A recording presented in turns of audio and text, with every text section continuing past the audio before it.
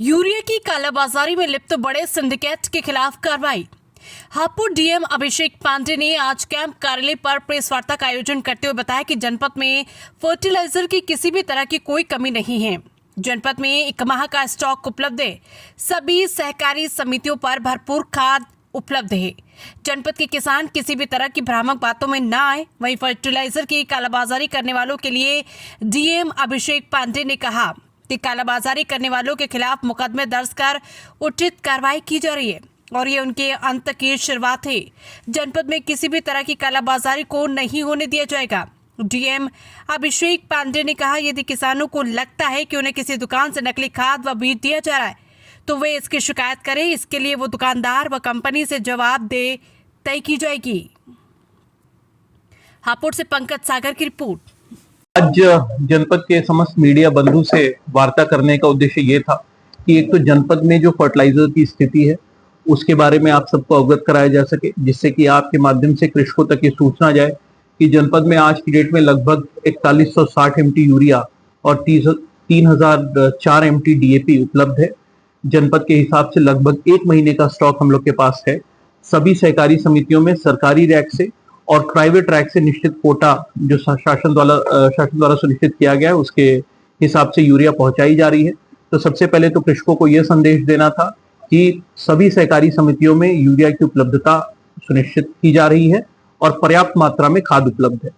दूसरा, अभी हाल ही में एक पर्टिकुलर न्यूज पोर्टल द्वारा एक व्यक्ति का इंटरव्यू लेकर इस प्रकार का एक खबर चलाई गई कि जनपद में यूरिया की कालाबाजारी हो रही है।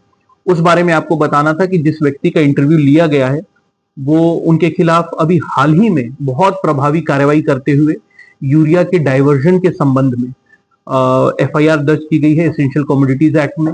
नकली पेस्टिसाइड और इंसेक्टिसाइड बेचने के आरोप में उनके खिलाफ सीजीएम कोर्ट में मुकदमा पंजीकृत कराया गया है। उनके द्वारा लगभग 250 एमटी यूरिया जनपद के बाहर दिल्ली जैसे शहर में डाइवर्ट किया गया था। जनपद के बाहर बुलंदशहर, बागपत, मुजफ्फरनगर जैसे जनपदों में यूरिया डाइवर्ट किया गया था। तो प्रभावी कार्रवाई की गई एक बड़े सिंडिकेट के अगेंस्ट। उसी व्यक्ति का इंटरव्यू लिया गया है और निश्चित तौर पर इस कार्रवाई से हताश होकर, निराश होकर, छटपटाहट में उनके द्वारा अनर्गल बयान दिया जा रहा है, जिससे जनपद में किसानों के मध्य भ्रम फैलाने का प्रयास किया जा रहा है।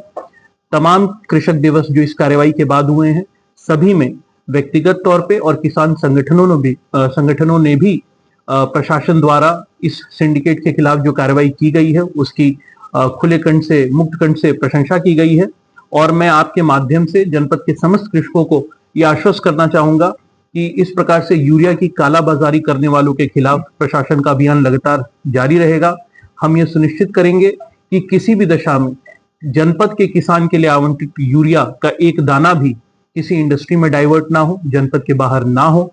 और आपके माध्यम से ऐसे गलत कार्यों में लिप्त आपराधिक, असामाजिक तत्वों को मैं यह भी कहना चाहूंगा कि ये जो कार्रवाई है ये मात्र उनके अंत का प्रारंभ है। कार्रवाई लगातार जारी रहेगी और आपके माध्यम से मैं इस प्रकार की गलत खबर का खंडन भी करता हूं, जो कि एक आपराधिक तत्व के द्वारा एक व्यक्ति जिसके खिलाफ इसी एक्ट के अंतर्गत मुकदमा दर्ज किया गया है उसके द्वारा इस प्रकार की बयानबाजी की गई है।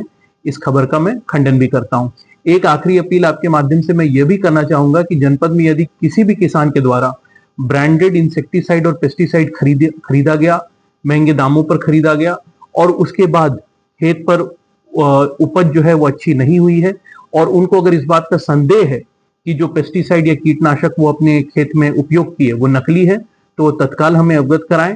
हम इसमें कंपनी और रिटेलर दोनों की जिम्मेदारी सुनिश्चित करेंगे, जिससे कि जनपद में कृषकों को जो ब्रांडेड सामान है, सही सामान है, वही मिले। सर, यूरिया की कालाबाजारी हुई है, प्रशासन ने पकड़ा भी है और अब तक जो है जो कालाबाजारी करने वाले लोग हैं उनकी गिरफ्तारी अब तक नहीं हो पाई। देखिए, इसमें मैं आपको पूरी तरह आश्वस्त करना चाहूंगा कि जो पुलिस है और प्रशासन है उसके बीच में पूरी तरह से समन्वय है। पुलिस अपने सभी साक्ष्यों का संकलन कर रही है, विवेचना सही दिशा में आगे बढ़ रही है और बहुत जल्दी आपको इसमें प्रभावी कार्रवाई भी आगे दिखाई देगी। एक चीज और है कि जो माफिया के खिलाफ आपके द्वारा जो कार्रवाई की गई है, सुनने में आया कि उसके जो है परिवार के लोगों के ही यूरिया में मतलब कि उसके आधार कार्ड वगैरह मिले हैं और उन्होंने भी जो है नकली खाद बेचा है किसानों को। देखिए अभी तो ये पूरी डिटेल्स जो हैं जैसे जैसे इन्वेस्टिगेशन हो रहा है उसके माध्यम से सामने आ रही है। परंतु जैसा कि आप अवगत हैं कि खाद की दुकानों पर पॉइंट ऑफ सेल सिस्टम के माध्यम से पूरा ट्रांजैक्शन होता है। तो हमारे पास एक एक व्यक्ति का विवरण है जो कि किसी भी खाद की दुकान से यूरिया लेकर जा रहे हैं। जब इस डेटाबेस को चेक किया गया तो ये बात सामने आई कि जनपद का यूरिया जनपद के बाहर और दिल्ली के जो पॉश इलाके हैं, जो शहरी इलाके हैं, उधर ले जाया जा रहा था। लगभग 250 MT यूरिया का डाइवर्जन हुआ है और इन्हीं तथ्यों के सामने आने के बाद कार्रवाई की गई है। इसमें गलत तरीके से यूरिया डाइवर्ट करने वाले लोग और गलत तरीके से यूरिया खरीदने वाले लोग, दोनों के ऊपर कार्रवाई सुनिश्चित की जाएगी। सर, दुर्गा ट्रेडिंग कंपनी का जो